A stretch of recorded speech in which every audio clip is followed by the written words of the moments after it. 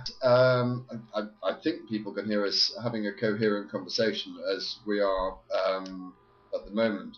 The visual is about 7 seconds behind, but they are receiving the audio as we receive it. So there isn't any lag on the audio, but there is a lag between the visual and the audio. Okay.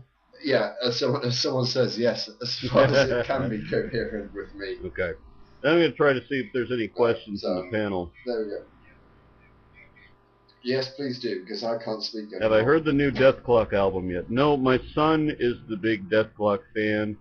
I don't watch TV. I haven't turned on a television in like 5 years. But I do like the show, and every time I find myself at his mother's house, she plays me an episode because she wants to share that sort of thing. Let's see, next question. Somebody's talking about flashing. I'm not sure exactly what they're referring to. Am I a biker? Well, that depends on your definition. I have had a lot of motorcycles. I used to ride with a bunch of guys called the Varger. Half a dozen guys with tattoos like this in their shoulder. There's a bunch of us now. Not all of us ride anymore. Back in Arizona, not everybody I knew had a car, but everybody had a bike. And it was a lot of fun going out with your friends. I mean, you'd go out to a party and you didn't have to give an address because it would be obvious. It's the house with the 20 motorcycles in front of it. Let me see. The next question on the list. Will you be debunking Nephilim free? Every chance I get. I don't really understand that question.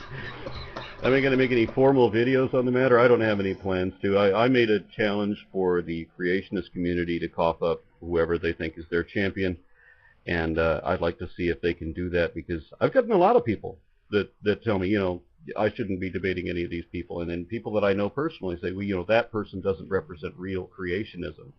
And by the way, I have to tell you that on my street, they're everyone I live around.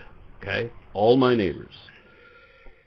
You can find a Nephilim-free every other house down here. Welcome to the beauty of Texas. You've seen the Board of Education, right? I think to be fair that you did receive some criticism for attempting to address some lunatic. The name escapes me. Gear Up? No. It's more recent than that.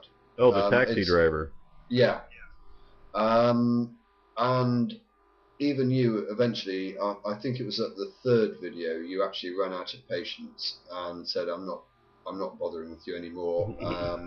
Well, but I will deal with anyone that's got any sensible points to make. Has anyone taken you up so far on that offer? Well, there have been one or two people that said that they personally would like to debate me, but I'm not asking for anyone to come in and promote himself. Remember, I'm asking for the creationists to say, this person represents us, and not for one person to say, this guy represents me, but we need a group of them, you know, some significant majority. I want to see somebody nominate someone and then put a few votes back there. And if we only have 5 votes and there's only one guy nominated, well, that makes the decision, and I'll be happy to debate that one. And I've also had a bunch of people tell me that I should debate this or that guy only because this or that guy is an annoying twit. And obviously these are not people who said this guy represents me. I want to put somebody on the spot of forcing them to have some degree of credibility, where these people are watching this guy, whom I say is going to be lying in defense of his position. And then let's see if he doesn't. And I don't think anybody's going to cough anybody up, because they know he will, and they know I'll call him on it. And it's, as I said, it's not possible to defend that position honestly, and they're not going to be able to find anybody who can do that. Well, I did, not a lot of people know this, and it was a fact that I wasn't actually really going to mention. I did actually invite Venom Fang X onto this program. Which one? Which Venom Fang X? Oh yeah, the original PCS1. And the reason I did so was because I didn't want it to appear as if this was an atheist program. Religion, as far as I'm concerned, has nothing to do with the charity at all. And I looked at those on YouTube who I thought would be able to hold their own and who I wouldn't be criticised for using as a sort of like weapon of ridicule. And he was the best option that I came up with. But unfortunately, the terms and conditions were unsatisfactory.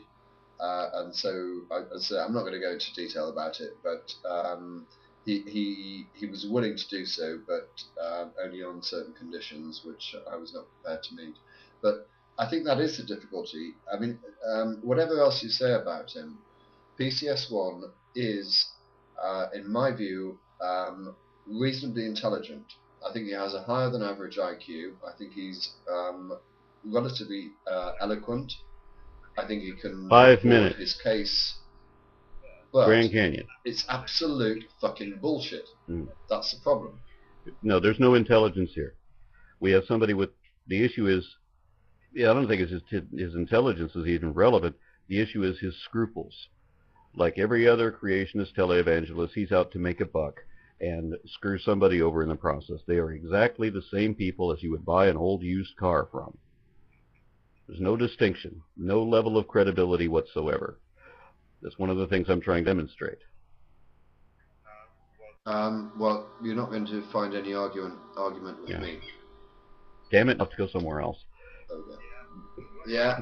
Well, if you want an argument, we can have one, but only if you stay 5,000 miles away from me.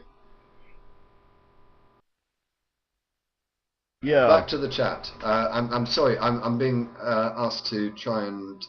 Somebody asked me about Pachycephalosaurus. Donated someone to charity, so just excuse me for a moment. All right. Somebody asked me about Pachycephalosaurus and the idea that they head-butted each other. I believe that there was something said in Jurassic Park about the structure of their neck, which wasn't really lined up with reality. You might be surprised to find out that there were a few things in Jurassic Park that didn't quite line up with reality. And no, I doubt very much that Pachycephalosaurus was that sort. I'm not really sure what the ridiculous thickness of the bone was there, but I don't see them as doing headbutting. Somebody loves Hayden, okay. Okay. What are you doing, DPR? I'm trying to organise. What you missed out on at the beginning of the programme is that the list of available times for everyone and when they would be appearing on the show were all stored in email folder. And when I went to look at it on Thursday in order to finalise the details, I found that the folder was empty. And I have absolutely no idea how it happened, but all the messages from every single co-host as to when they can turn up and what window of opportunity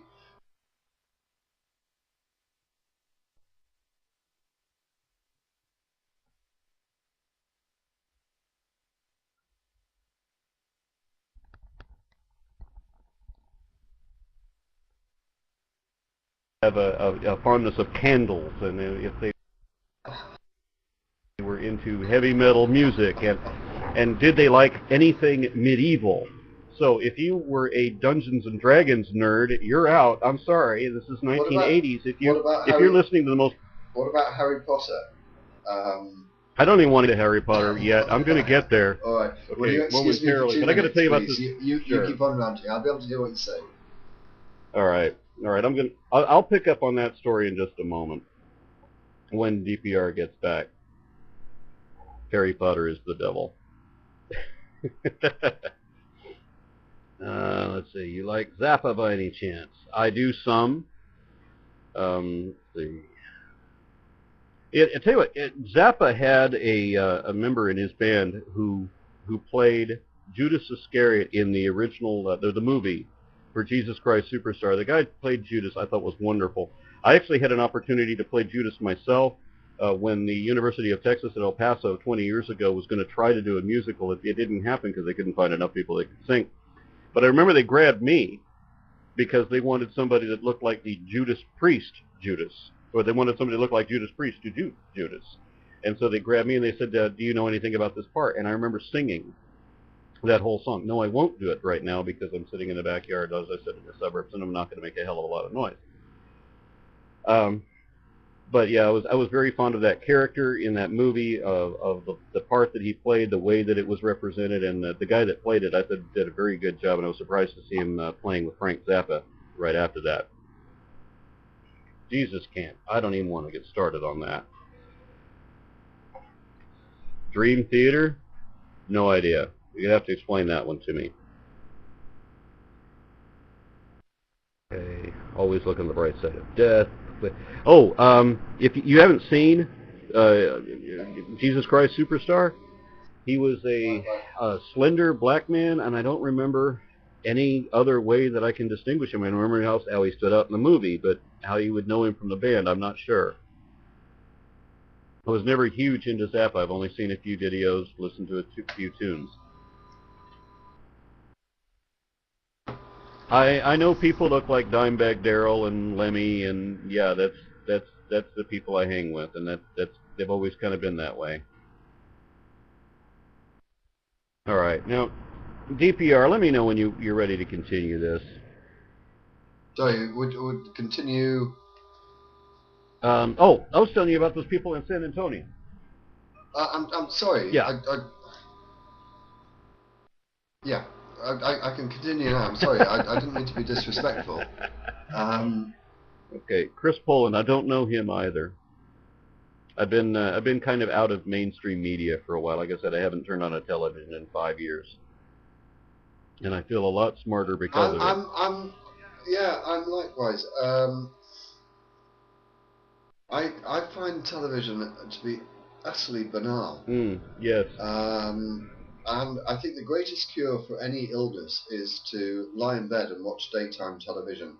Because if that doesn't get you out of bed and back to work, I don't think anything will. One of my problems, I lived with a woman who wanted to emulate that. She would watch daytime TV and then try to reproduce that in our lives. I mean, I don't need that kind of drama. You know? How, in what way did she reproduce it? Crap. Or seek to reproduce it? You know, at one point she was... no. I'm not even getting into this because these are people who still integrate in my life a little bit. I'm going to leave them alone. All right. I'm going to go back to people I mentioned in San Antonio. These people that were protesting and doing talks, seminars to tell people about how to recognize whether your children is a Satanist. Now, back then there wasn't a fear of atheism. Atheism was such a small, pathetic number. Nobody worried about them. It was all of the devil. Everybody was a devil worshiper. I mean, I remember Pat Robertson holding up an album of Ozzy Osbourne, you know, Speak of the Devil, saying, "See, Satan is talking to you children through this music." And this woman gave talks that if your kids were into D&D, which was popular at the time, if they were into heavy metal, which was popular at the time, if they were into, you know, any of these things that was popular at the time, then they were devil worshippers. It was absurd. Now, I had been given a pentacle by a witch friend of mine, and while I was never pagan myself, it was a nice pentacle, and it had a nice crystal on it and some other little baubles, and I thought it was kind of cool. And I tend to accept gifts and, you know, take it for the sentimental value of the person that gave it to me. So I happened to get stopped wearing this pentacle.